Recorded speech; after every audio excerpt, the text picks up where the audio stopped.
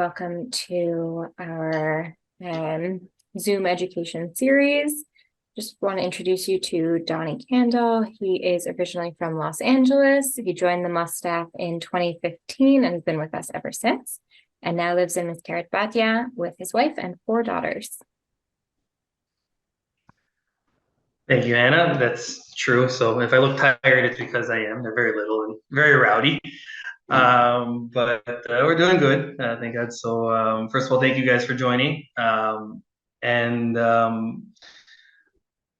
I wanted to just to make a comment about what we're going to do today. I don't know how many people were on the call yesterday, but the goal was to kind of go through a number of different sessions talking about the evolution of Israel's borders. And if you missed yesterday, it's not a big deal at all. I kind of prepared for that, and I'm going to share my screen a little bit so you can see. It's growing exponentially. And we will, meaning what we're going to deal with today mostly is the time period of Israel's borders that what happens as a result of the Six-Day War. And we're going to go all the way up until 2005 to the disengagement from Gaza, obviously very relevant to today. And that's going to be, I believe, Sunday's class, where my colleague John Duker is going to be talking about what happened in 2005 until basically today in Gaza. Our mandate's a little broader. We're not going to be talking just about Gaza. In fact, we'll probably be talking quite a bit about Judea and Samaria, the West Bank. Gaza is involved as well, of course, and we will hopefully have a better understanding of how we got to basically the borders that we have today, both in the West Bank and Gaza as well. And so that's the goal, and it's a lot of information, so I'm going to try and sprinkle in stories here and there as well to make it a little bit less dry, but it is important information. And listen, for anybody who is on the front lines of Israeli advocacy today, and we really need everyone to be. This is crucial information that, quite honestly, our opponents don't know, but it is really important to know and understand. So I wanted to go through a little bit and just talk about basically things from the Six-Day War in 1967 all the way until 2005. Much of it is still applicable to today. The Six-Day War, just to talk a little bit, the Six-Day War is that the Six-Day War was a seminal event in modern Jewish history. And I mean Jewish history, not just Israeli history. That's not the purview of this class, but you can talk about the effects that the Six-Day War had on Jews in the diaspora. In America, the proof that Israel was a strong army led to America and Israel becoming official allies, which brought the reform movement in America much closer to Israel. Because they were now able to embrace both countries without seeming like they had a loyalty to one or the other. In the Soviet Union, a huge swelling of Jewish pride after the Six-Day War led to the refusnik movement, which were Soviet Jews asking to leave and go to Israel, and eventually slowly but surely pushing for them to leave the Soviet Union, and was actually one of the final dominoes to bring down the Soviet Union. Jews became more Jewish. We have something called the Kiruv movement, where Jews became more Jewish because they saw the Six-Day War as a miracle. All different kinds of things that we could talk about in addition to the borders. But it is important to understand also the practical borders and some of the historical and even international law implications of what happened at the end of the Six-Day War. So just for a brief understanding, the Six-Day War, again, I've had people say it's 7 days, it's 8 days. The truth is that it really was 6 days, and it wasn't even 6 days. It was 3 segments of 2 days. In the first 2 days of the war, Israel is going to surprise attack Egypt and Syria and wipe out both of their air forces in an amazing coordinated attack. The second 2 days of the war are going to focus on reunifying Jerusalem, including the Old City, the Western Wall, and the Temple Mount. And then also conquering the Judea and Samaria, the West Bank. We'll talk about that again in a few minutes. And then the final 2 days of the war were up in the Golan Heights, conquering that area to keep the people in the valleys down below safe from the Syrian aggression they had been subject to for the last 19 years. So it was an incredible 6 days that changed the shape of Jewish history forever, and certainly Israeli history forever as well. and let's talk a little bit about the immediate results. So again, if you missed yesterday's class, it's completely fine, but just to get us up to speed, I want to explain what Israel's map looked like immediately at the end of the War of Independence in 1949. In fact, Israel was just this light yellow strip over here, right? So you had this cutout here as Judea and Samaria, but it was not controlled by Israel at the time. It was controlled by Jordan, which is how it got the name West Bank, by the way. I don't know if anyone ever thought about this, but this area is not west of the Jordan River. Sorry, it's not west in Israel. It's west of Jordan, but it's not west of Israel. And that the reason why it's called the West Bank is because it was held by the Jordanians. By the way, held by the Jordanians illegally, according to international law. There was no international law that had given Jordan any sovereignty over this area. But they captured it in the War of Independence, and that's where their soldiers stood, and that's what they had. And so there was a Jordanian occupation in here in Judea and Samaria. And here, the Gaza Strip, which obviously is very relevant to what we're talking about today, at the time, at the end of the War of Independence, was occupied by Egypt. Again, illegally occupied by Egypt. Another small thing to point out at this time, although it's not the purview of this class, is that at this time, the Jordanians and the Egyptians held land in which there was a large Palestinian population, and parts of which had been promised under international law to the Palestinians for their state. Now, neither the Jordanians nor the Egyptians handed that over to the Palestinians for an autonomous Palestinian state. So that also is another reason why there was never a Palestinian state, is that the other Arab countries took it for themselves and held it until Israel was going to take it, spoiler alert, in 67. The other interesting thing to note, though, is that these were the borders of Israel for the first 19 years, right? This narrow strip of yellow that's going through it. And on the right side, what you can see is the distances from these areas to the coastline or to other important areas, and just how narrow Israel was and how vulnerable it was. In fact, Israel's chief diplomat, a guy named Abba Eban, once nicknamed these borders Auschwitz borders, right? Because he basically said, if you look at the area of Tulkarem in the northern West Bank, and you look at Netanya, it's only 9 miles distance. Meaning, if the Jordanians, who had just attacked us in 48, were to attack us again, all it would take for them to cut the country in half was to conquer 9 miles of land. And that's almost not sustainable.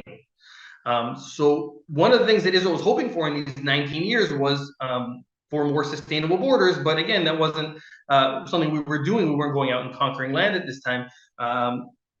Ashkelon, which is a major population center and power station, also just 7 miles from Gaza, controlled by the Egyptians, who had also just launched the war against us. So all of these things were certainly worrisome, but at the time, that was the reality for the first 19 years of the state, from 48 until 67, and this is what we were dealing with. And so this is where we're going to pick up. So as I said, the Egyptians and the Syrians were preparing to attack us.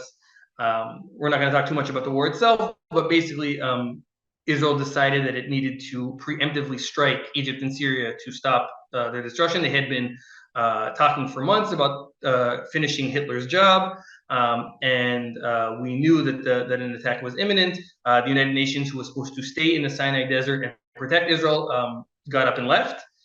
Which is another important lesson for these days, is the United Nations just got up and left. And so we decided we had to attack. Now, Jordan, by the way, which was holding Judea and Samaria, was told by Israel twice, do not join the war and we will not fight with you.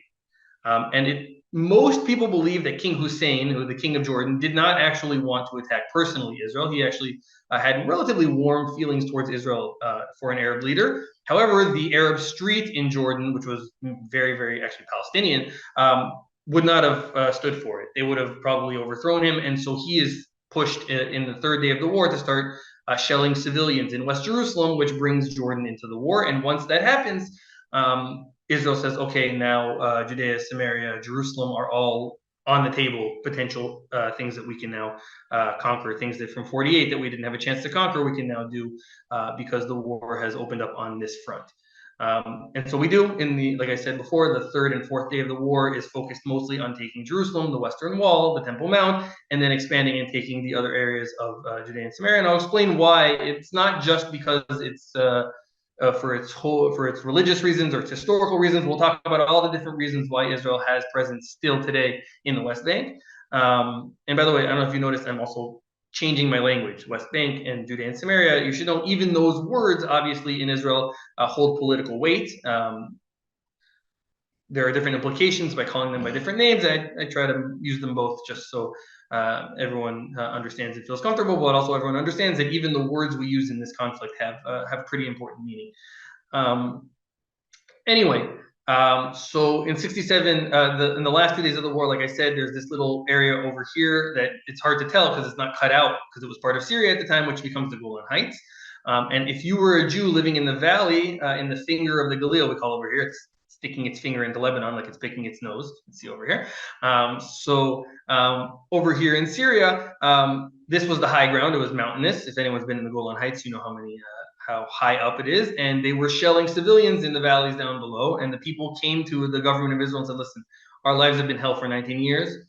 You got to do something about this. And so the last 2 days of the war were in conquering the Golan Heights. And that was that. Now, we're going to talk a little bit about what happens in Gaza and the West Bank going forward in this class. I'll just say at the top that because of the strategic importance of the Golan Heights, that is the only piece of land that Israel immediately annexed and said, this is now part of Israel forever and always. And again, if you go up, hopefully you guys will have a chance to come back to Israel soon, and I will happily take you myself up to the Golan Heights. I've taken some of you up to the Golan Heights already, and I'd like to take some of you. I'd love to take others as well, and you will understand just how crucial the Golan Heights is to our security and why we couldn't possibly give it back. And anyway, so that was annexed immediately. Now, that annexation actually was not recognized by anyone for a very long time. It was actually under the Trump administration that it was first recognized. But the Biden administration did not walk that back, even though people asked him to. And so America at least recognizes us. So that's one friend, and we'll take it for now. So the Golan Heights is de facto part of Israel as far as Israel is concerned. And again, the question of who it really belongs to under international law is an open one. It's not clear that it belongs to Syria in any legal sense as well. But that's the Golan Heights, and we don't have much more to say about that. It hasn't changed since 1967. So that border hasn't changed at all. How we got it is also another amazing story. And again, I invite you to come and see it, and I'm happy to share more. Okay, so let's continue. One of the most important, obviously, and immediate effects of the Six-Day War were the territorial gains, right? So Israel is actually going to quadruple in size at the end of the Six-Day War, if you include the Sinai Desert, of course. So you have the Golan Heights, you have the West Bank, and you have Gaza and the entire Sinai Desert. And that is, again, it comes with its goods and its bads. So first of all, it's certainly good because for the first time now we have what we would, I guess, define as secure borders, right? We have really secure borders. The West Bank, which, by the way, the ridge of it, and we'll talk about this a little bit more, but the ridge, the western ridge of the West Bank is mountainous, is the high ground, overlooking the center of Israel, where 80% of its population and 90% of its industry are. And so that's a really important buffer zone between us and a hostile Jordan at the time. Same thing with the Sinai Desert, which was a buffer zone between us and a hostile Egypt at the time. Now, that's not the case anymore. We have peace with both of them, and we'll talk about that. But these were secure borders for the first time ever. Israel has a little bit of breathing room from its population centers and its enemies. So that was a big deal. Now, the downside, obviously, and I don't know if this is the downside in the most pure sense, but the downside is that there was going to be between the West Bank and Gaza, about 1 million Palestinians now under Israeli control that didn't want Israel to rule them, and Israel didn't, frankly, really want to be in charge of them either. But the land was important, and so that was something that we had to deal with, and that is part of the issue in Gaza even until today, and obviously also in the West Bank, although we'll talk about what happened in Oslo and all the things that changed there. But it is a fact that this tension that we're still seeing today between Israel's rule in some of these areas and Palestinian desires for either their own representation or statehood, or to not be ruled simply by the Israelis, is part of this larger conflict that was born out of 1967. However, what is important to say is the next thing that I want to talk about, which is the Arab response to the Six-Day War. And that's really important. Before that, I just want to mention that, of course, one of the most important moments in modern Jewish history was the retaking of the Western Wall and the Temple Mount. Historic moments of the Jews retaking these holy cities that they had actually had no access to for the last 19 years, but had not had sovereignty over for 2,000 years. With this famous picture on the left of the paratroopers retaking the Western Wall. And the Temple Mount. Now, the Temple Mount, of course, is a little bit more complicated. We handed over day-to-day control to the religious authority of Jordan, the Waqf, as it's called. But this was a momentous occasion in and of itself.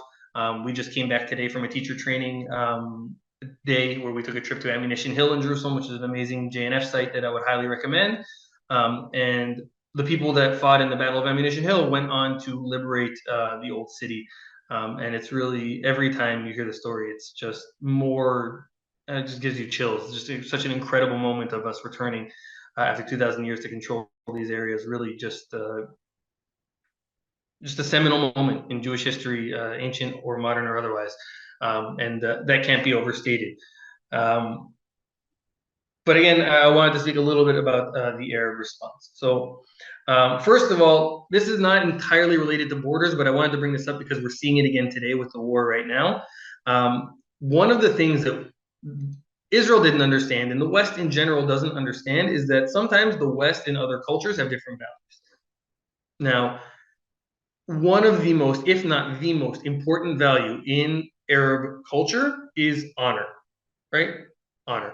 And so the utter failure of the Six-Day War was such a brutal embarrassment for the Arab countries that it actually made another war almost inevitable, because they were going to have to at some point regain that honor. And that's actually the prelude to the Yom Kippur War, where they do, in fact, get that honor back because they gave us quite a punch. And it's not that different than what we saw on October 7th, unfortunately. However, just so you see in the immediate aftermath of the war, you can see I have up here, this is from the New York Times on June 9th, 1967, just a few days after the war is over. Nasser, the president of Egypt, gets on the phone with the king of Jordan, and they start discussing, they were beat so bad, it's too embarrassing, we need to tell the world that America and England were actually fighting alongside the Israelis. Because there's no way the Israelis could beat us. It's only because America and England helped. So you see this. Nasser says, should we include also the United States? Should we announce that the U.S. is cooperating with Israel? And Hussein, again, they have a bad connection. I guess bad service was a thing even back then. You'd think that in the Jordanian palace they'd have better connection, but I guess not. Basically, they coordinate and decide that they're both going to say that the Americans and the British actually sent airplanes, right? It says at the bottom there, Nasser says the Americans and the British airplanes are taking part against us in our from aircraft carriers, right? And so they have to, right? And you even see that, like, does Britain even have aircraft carriers? They're like, well, we got to craft this lie, but we're not even sure. Like, whatever, let's go with it. We're going to say that the British and the Americans have aircraft carriers and they're fighting. So I thought this was an interesting thing, and then I actually saw on Twitter the other day. If you see in Quds Network, Quds News Network, which is Quds is the Arabic name for Jerusalem, so I assume I know what their political bent is in this news network. But they have breaking news that, according to testimonies by Palestinians displaced in the Al Nasser neighborhood in Western Gaza, American soldiers were on the ground participating in Israel's offensive in Gaza. So again, some soldiers had a U.S. flag on their military uniforms and they were speaking English. Again, is it possible? I guess it's possible. They're American hostages, and it could be that we know that there are American soldiers advising in the area. Is it likely that there are American soldiers embedded in Israeli units? Unlikely.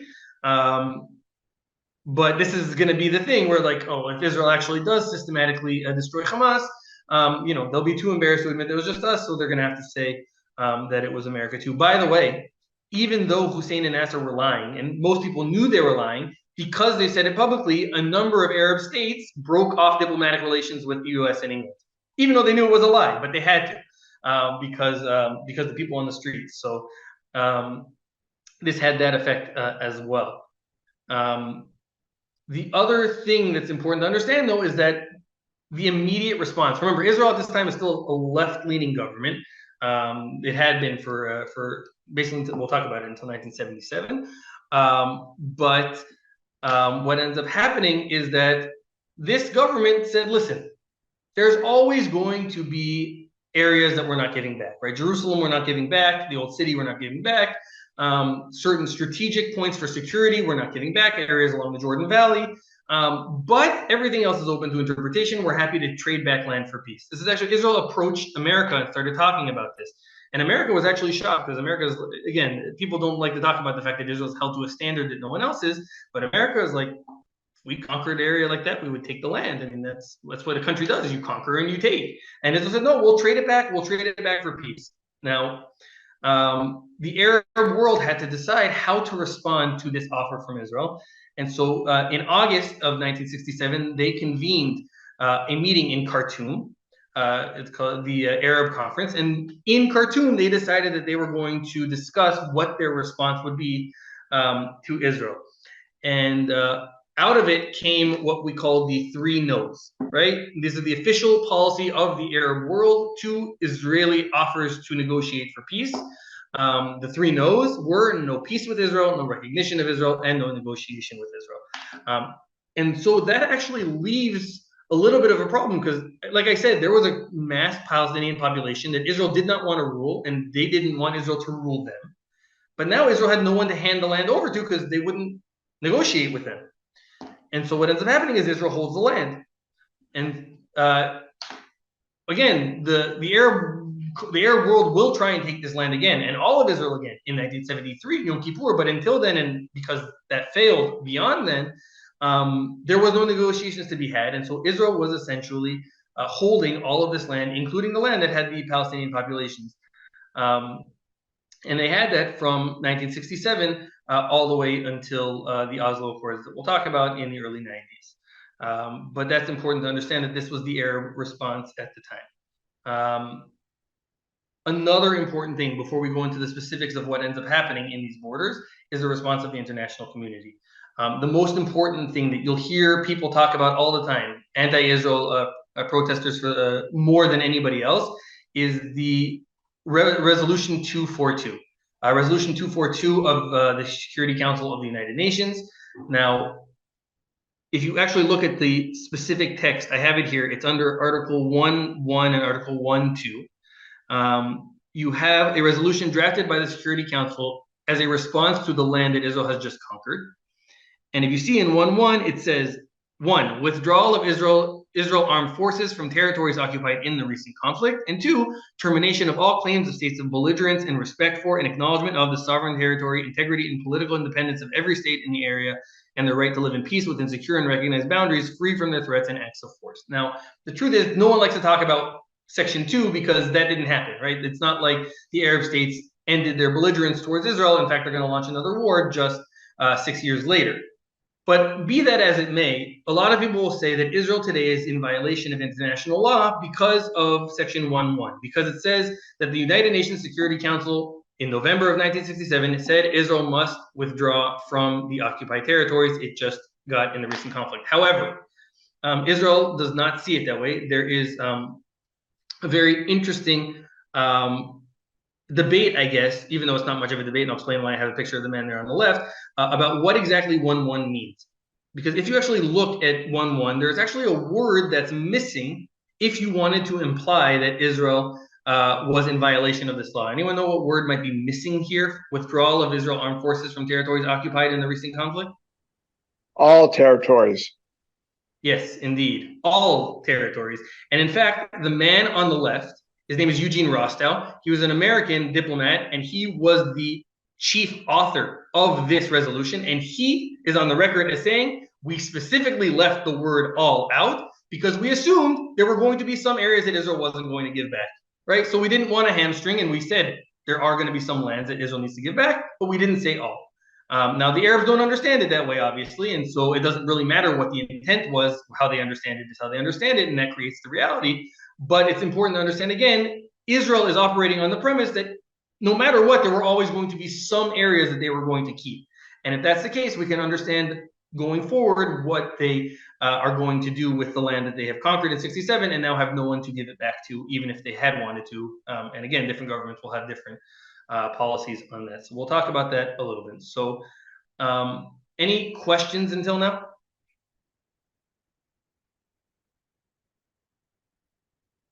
Okay, great. I don't remember Zoom so well. I haven't done it so much since the COVID days, but I think you can raise your hand or write in the chat or whatever it is, and I will hopefully see it.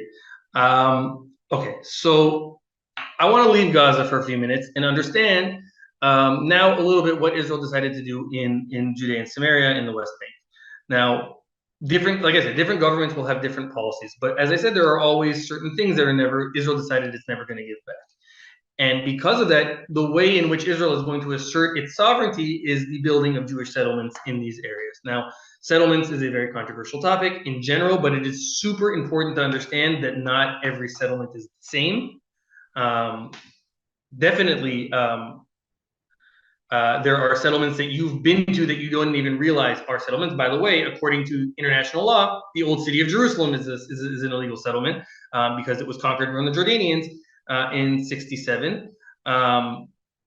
So that's true as well. If you've driven down from Jerusalem down towards Masada in the Jordan Valley, that too is theoretically land conquered in 67. But the Jordan Valley was one of those things that Israel said they had to hold because we had just fought a bunch of wars with Jordan and they were a hostile nation. We couldn't give up positions on their border. So again, we'll see that there are different reasons why Israel built settlements, and not every settlement is the same. It's a loaded term. Settlement also has a lot of political meaning. Some people, it evokes very negative feelings, some people very positive feelings. I'm not here to tell you how you should feel about it. I just want to explain to you the historical reasons why Israel chose to do what it did. And you can agree or disagree. That is for your own political bent, is for your own ideas, and also more than welcome to do your own continuing research, of course, as well. But I wanted to explain a little bit of how these settlements came about and why, so we can understand them better. So when we teach it to the students in HSI, we try and put them into categories because it's easier to digest that way. And so basically what we do is we explain that there are 5 primary reasons why a settlement is built. And no settlement is necessarily just one of those reasons. A lot of times reasons overlap. Okay, so the first one, which is very, very specific, is what we call Jerusalem settlements. Okay, so what are Jerusalem settlements? If you see the map over here, from 1948 on, all of West Jerusalem was held by Israel, even at the end of 48, at the end of 49, sorry, at the end of the War of Independence. East Jerusalem was still held by Jordan. Now, as far as you can see, this tiny little thing over here in the center is the old city. There was a wall down the green line, basically between West Jerusalem and the old city. And on that wall, Jordanian snipers would shoot at civilians and often kill them.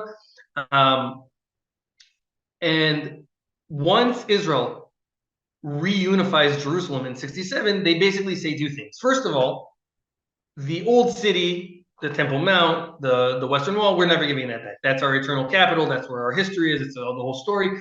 That we're staying forever. And immediately began having Jews move in, move back, I should say. They were actually kicked out during the War of Independence, and either kicked out or killed by the Jordanians. But Jews returned to the old city. And then the other thing Israel said is, Jerusalem is so important to us, both historically and because we now want to protect it militarily, that we are going to build a ring of neighborhoods around it to unify and say that we're never giving it back. So we're going to build these neighborhoods. They're going to say these are now neighborhoods in control. Now, the blue neighborhoods you can see are the Jewish neighborhoods. The yellow ones are the Palestinian areas. So you can see that they're kind of honeycombed in between each other. But Israel wanted to build, you can kind of see it almost as a ring going around, serving as a buffer from Jordan to the east, and also kind of enveloping Jerusalem as a single whole entity, both the west and the east of Jerusalem, into one unified city. And that is the reason for these first settlements. Now, I'll give you an example. If you've ever been to Talpiot in Jerusalem or Gilo in Jerusalem, you probably didn't realize that you were in quote unquote a settlement. Now, if you ask a very, very left-wing Israeli in Talpiot on the street, where are you right now? He'll tell you you're in Jerusalem. right? That's basically what it is. Gilo also has mountains and a high ground overlooking an important area, the Malcha area of West Jerusalem, and also overlooks the Bethlehem area. And so Gilo became an important strategic area as well. And again, it is a suburb of Jerusalem that most people today remote is true as well. The further out you go, maybe they're a little bit more controversial, but for the most part, they're not. And these are, at least within Israeli society, I would say these are the far less controversial settlements. Remember, these were built by left-wing governments. These were built in the times of the labor governments of the early state. So the first three categories, in fact, were early settlements that we'll talk about that are far less controversial than the other two.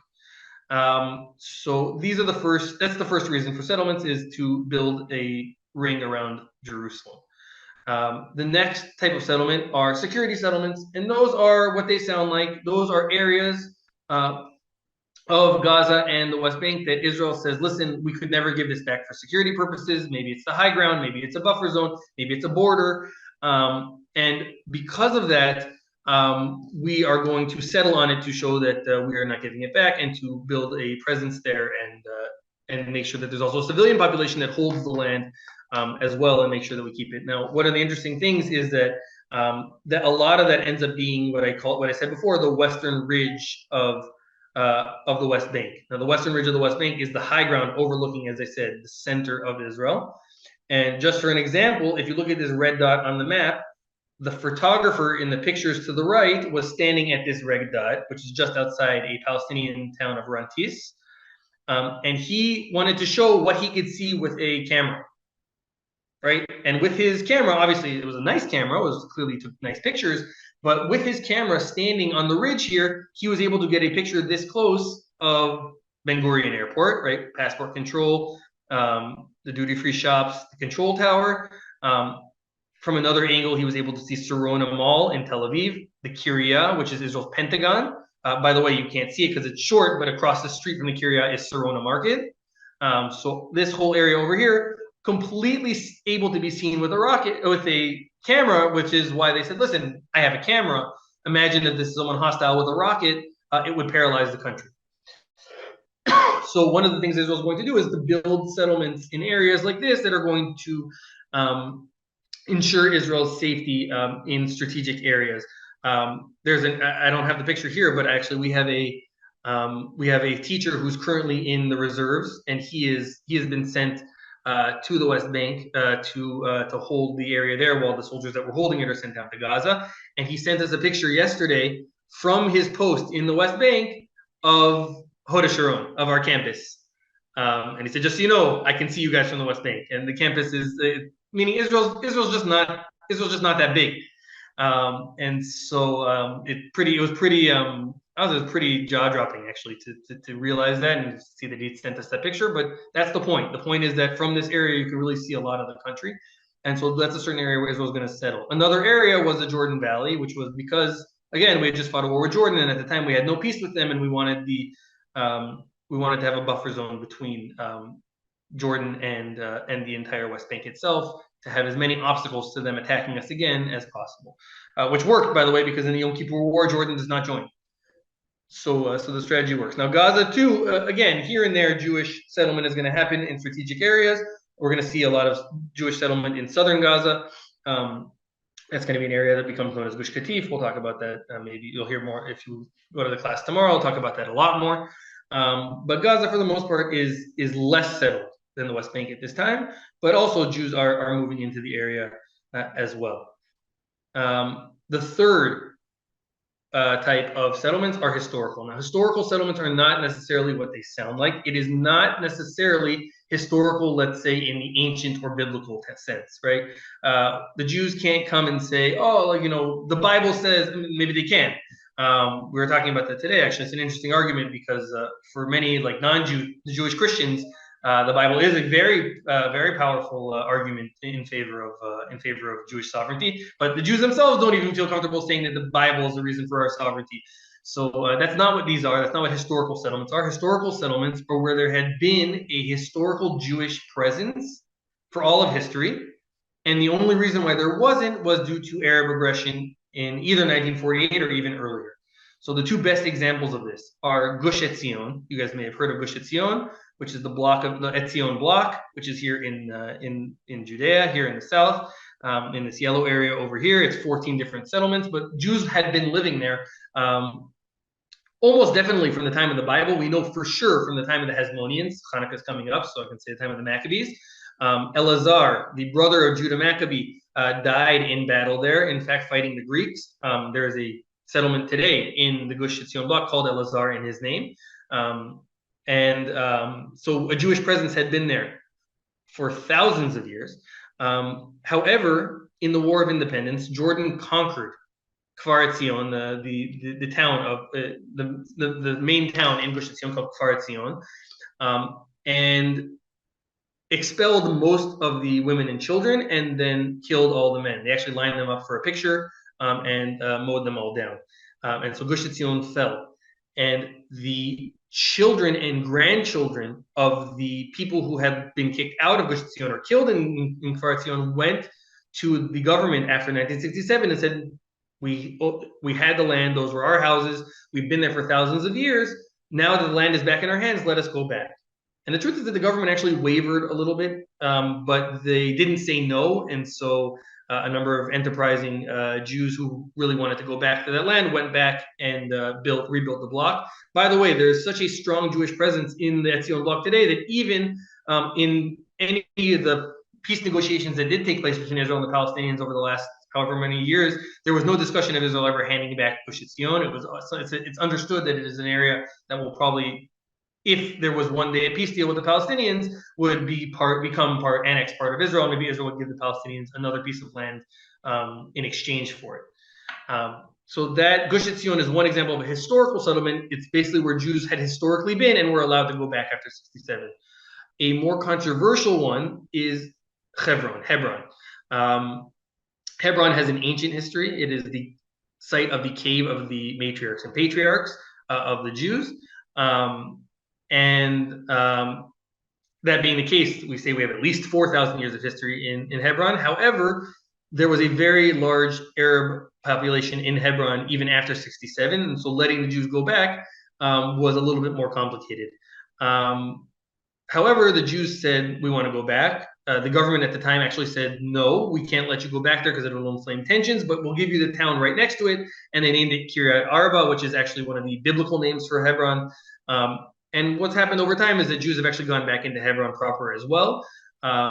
Again, Jews had been in Hebron for thousands of years, and Jews only left Hebron in what's known as the 1929 Hebron Massacre, which was an Arab riot that broke out mainly in Hebron and in Sfat in the north.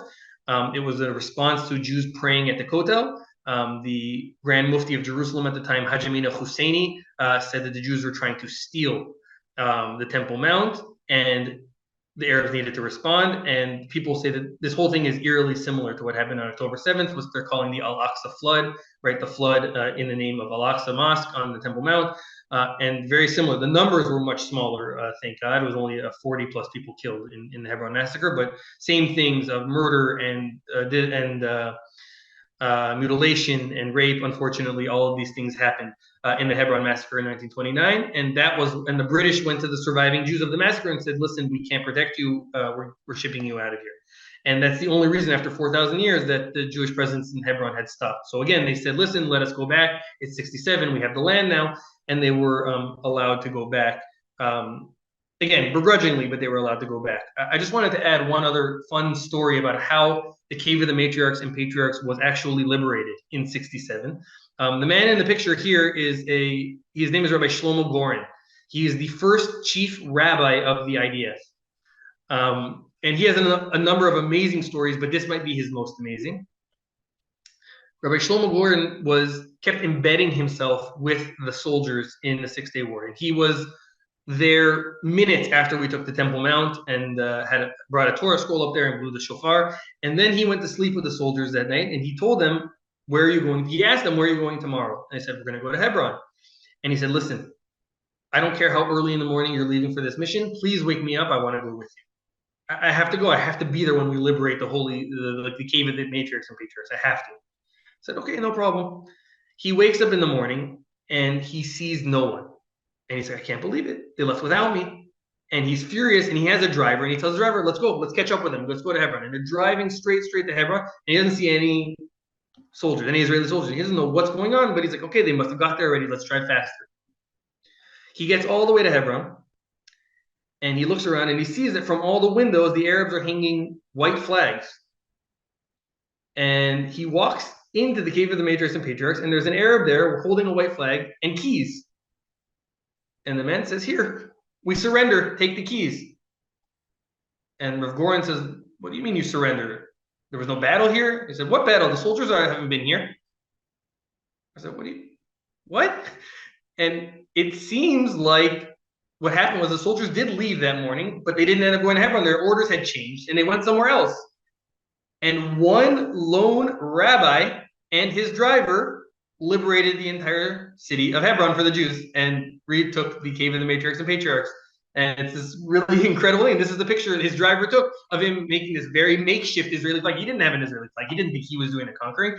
You can see this very makeshift Israeli flag that he's hanging on the tomb of the matriarchs and patriarchs because he, as this rabbi, had just taken over Hebron after the Arabs had surrendered. It's really a funny quirk in history. But a really cool one. Rav Goren, if you want to read more about him, I suggest you do. He's a very fascinating figure in his own right. Okay. Those were the main settlements and reasons for settlements from 1967 until 1977. 10 years of building basically for security for Jerusalem and letting people to go back to their historical presence. However, the Yom Kippur War is going to change all of that. The Yom Kippur War, first of all, is going to have a profound effect because it is, as I said, it is going to be a source of pride for the Arabs. Even though they ultimately lose the war, the fact that they were able to surprise us and cause so much damage in the early days of the war in 1973 is a great source of pride, so much so that there are streets today in Egypt still called October 7th, 1973 Street, which is the day that they broke out the war. It's a war that they lost, but they still name the streets after it because it's it's the day that they got their honor back, where we talked about honor being important. Now, that seems like a bad thing, but actually something really good came out of it. And the really good thing that came out of it is, so this is the Six-Day War, the Yom Kippur War, and what came out of it, I thought I had a slide here, but is that once they had their honor back, they were able to start thinking in different ways about their relationship with Israel. And that is when we actually see the beginning of a peace process that starts in the 1970s and ends in the 1990s. With Israel withdrawing from the Sinai Peninsula in exchange for peace with Egypt that is held until today, which is pretty amazing considering the Arab Spring that happened in the mid-2000s, the Muslim Brotherhood taking over for a while, but still this very cold but very stable peace between Israel and Egypt, which has been crucial, by the way, in fighting in Gaza now as well, although we're having our disagreements with them now, but they actually, if you look, Egypt has not been very publicly haven't publicly denounced Israel much at all. They haven't helped us, but they haven't come out against us. So you hear, anyway, we have the peace deal that was only really ever to be made after the Yom Kippur War. So again, the borders are going to change, right? So Israel had control all the way up to the Suez Canal, right? But starting in 1977 and beginning slowly until 1990, Israel is going to withdraw from this entire area over here all the way back to this border. At this point, Egypt does not get the Gaza Strip back. That is still controlled by Israel. But the entire Sinai Peninsula is taken by Egypt. So this border changes, but not Gaza. The other important thing to understand that's happening at this time is something that in Israeli history we call the Mahapach. Mahapach in Hebrew means the revolution or the overturning. And that is because in 1977, this is Menachem Begin in the center celebrating his first electoral victory. For the first time ever, Israel is going to have a right-wing government. The Cherut party, which later became the Likud party, under the head of Menachem Begin, is going to win its first electoral victory, and he will become prime minister. Now, Begin today is maybe he would be seen more as a centrist, center-right figure today. In those days, he was not. He was seen as a radical right-wing terrorist, as a matter of fact, by many at the time, and they were actually worried that he was going to cause a whole nother war. Instead, he was the man to make peace with Egypt. But he is going to institute a number of right-wing policies when it comes to Judea and Samaria, and that is where the more controversial settlements are going to be born out of. So that brings us to the last two types of settlements that we mentioned, one of them being ideological. Okay? Ideological, meaning that Jews are moving there for ideological reasons because they believe that they have a right to be there, maybe from the Torah, maybe because, you know, this promise of greater Israel. On the left, you see a symbol of a movement known as Gush Emunim, which means the block of the believers. And these were a group of right-wing religious Jews who believed that this was land that God promised to Abraham, and because of that, it's always been our land. And honestly, it is our biblical heartland. As Levi Eshkol, our prime minister, once famously said, "Nothing from the Bible happened in Tel Aviv." It's true. Most of Jewish history did take place in Judea and Samaria, and so they said, "Okay, we have this land. We have no one to give it back to. It's time to go settle it." And we see a huge uptick in Jewish settlement for ideological reasons, right? So these are the more controversial settlements for sure. But it is where you see a huge growth of Jewish settlement in the West Bank due to this right-wing government that believed in this idea. Right? Begin believed in this idea of expanding the Jewish footprint in our biblical homeland.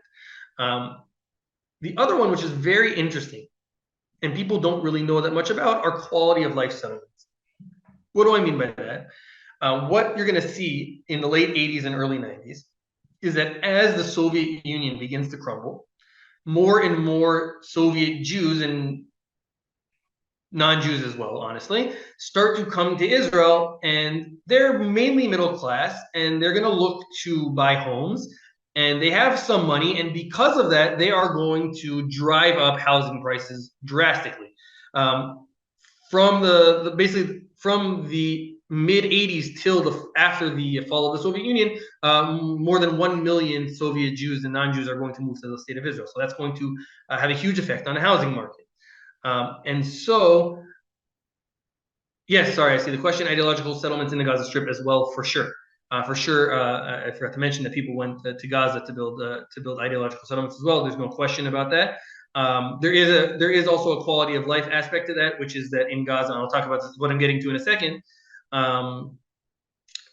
which is because housing prices became so high in the center of the country, the option of buying a house in the West Bank or Gaza was a lot more attractive because the price was much cheaper. First of all, because there weren't a lot of people living there. Second of all, because of the danger that it entailed.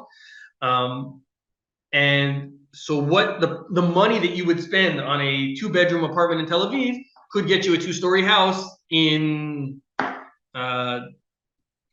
Shiloh, a town in deep in Judea.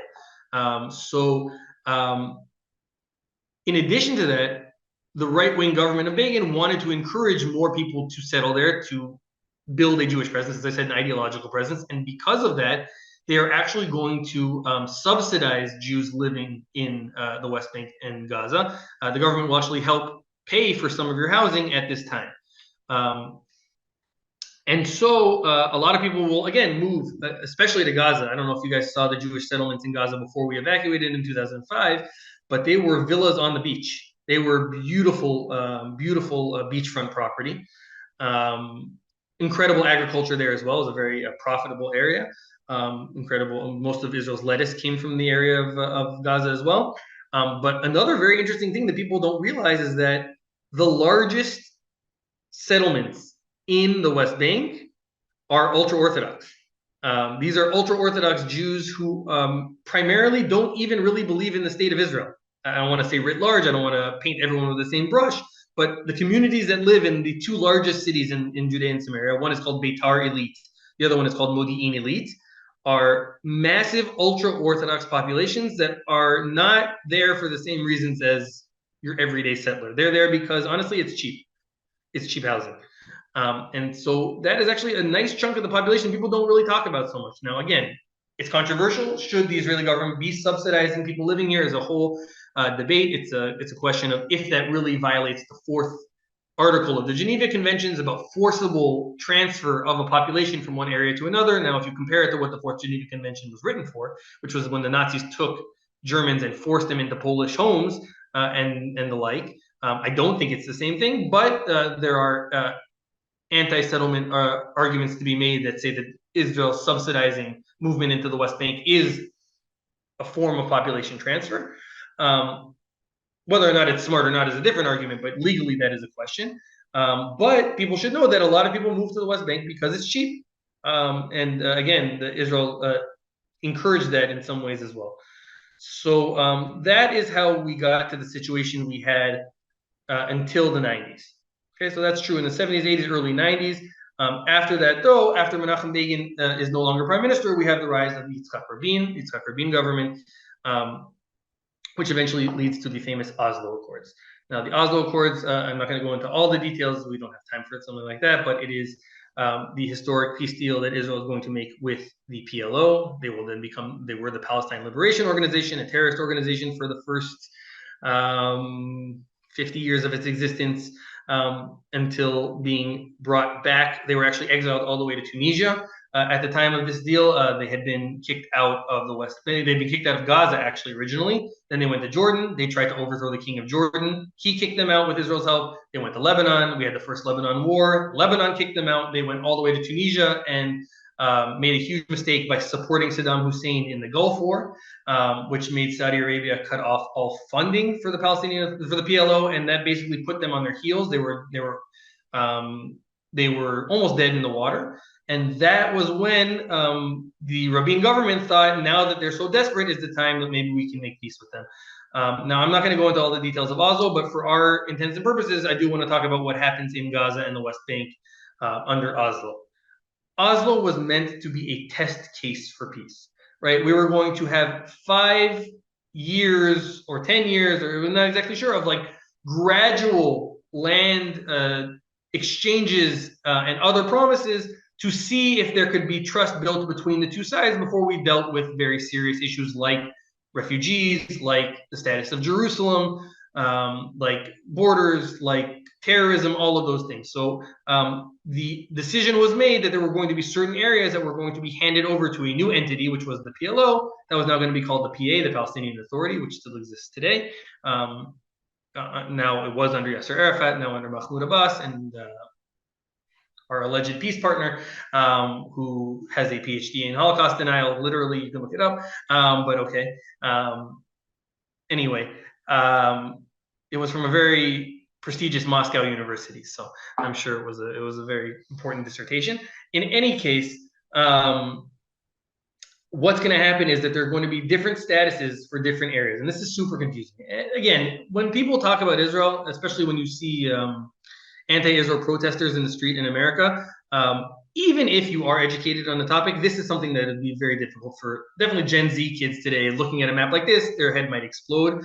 I don't think there's a TikTok video explaining it, so they'd have a hard time. Maybe I can make one. Maybe that's $1 million idea right there. It's mine. I claim it. None of you can do it. It's mine. Now I just have to understand how to get on TikTok. So if anyone knows how to do that, let me know.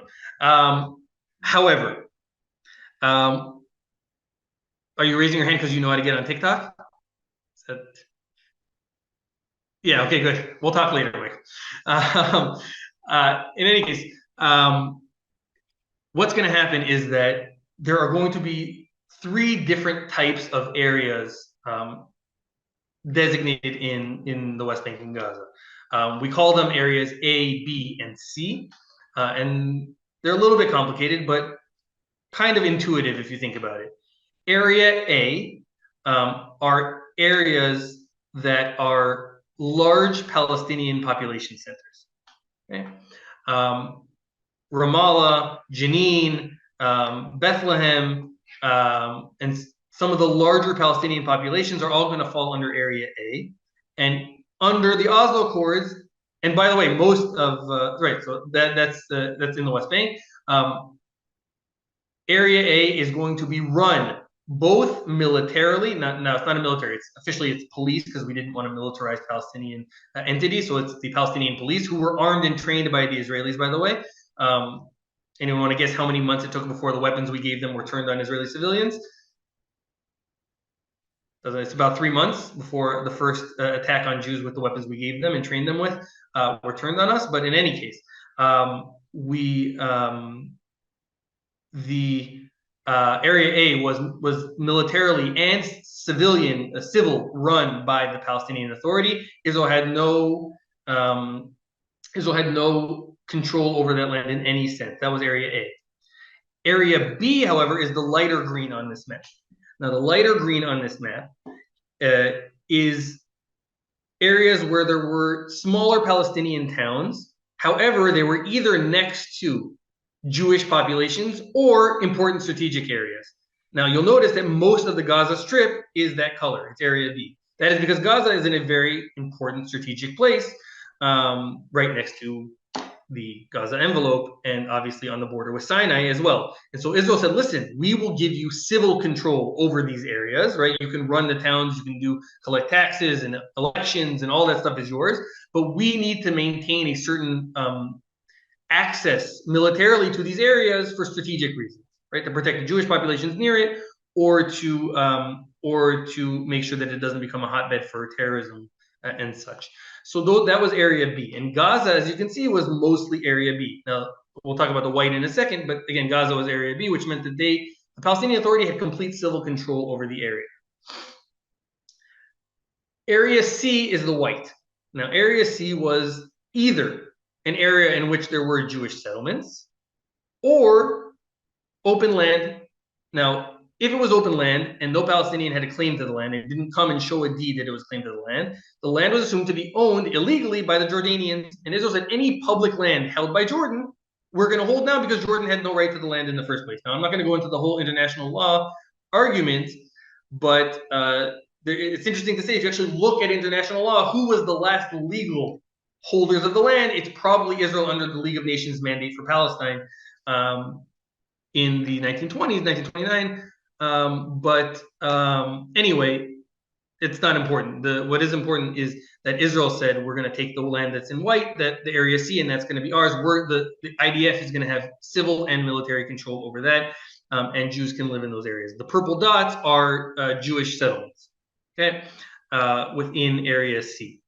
And that is where things stood for a very long time. Again, you see here in South Gaza, you can see that there were a bunch of Jewish settlements. This is the Gush Katif area that I mentioned that is going to be evacuated in 2005. But this is where the border stood until the 2005 disengagement, which is the topic of the next class. I just wanted to conclude by saying that one of the things I think is really important to understand from all of this is just how complicated it is to explain Israel's side. Our side doesn't sound pithy on posters. We're joking today. We don't have a good rhyme, right? We don't have from the river to the sea. It's not a good. We don't have a good rhyme. And our argument is a lot more nuanced and a lot more complicated. What's really important to understand is that if there are people that you think you can have a conversation with, there's a conversation to be had. Now, I just went through this entire history. I hopefully didn't tell you what you should think about how Israel acted in the West Bank or in the Gaza Strip, but you have to talk about this history if you want to understand what happened on October 7th and before it and after it, meaning just to say from the river to the sea without understanding that Israel was attacked a number of times and the borders have changed 4 or 5 times from 48 until 2023, and who the PLO is and who the PA is and who Hamas is, and it's just far more complicated than that. And I want to first of all thank you for coming here now and educating yourselves a little bit more, because as much as it seems like the world doesn't care what we have to say, education is really it's probably our most powerful and our most important tool at this point. There's a case to be made for Israel, and it doesn't mean that everyone has to make the same case. It doesn't mean it has to be the same case at all. But there's a case to be made to say, listen, it's complicated. We have a long history. The Palestinians have a long history. We need to sit down and we need to figure this out. But for people to be marching around and saying that this country has no right to exist is ignoring years and years of developments that are obvious to anyone who actually reads the history books. So I want to thank you guys for coming and listening. I hope I was able to sprinkle in enough anecdotal information there to make it not too dry. And hopefully the next time I see or speak to any of you, it will be in happier and safer times. Israel will be at peace and the hostages will be home, and things will be back to normal. So thank you guys again for joining, and I hope you have a wonderful rest of your day. Thank you.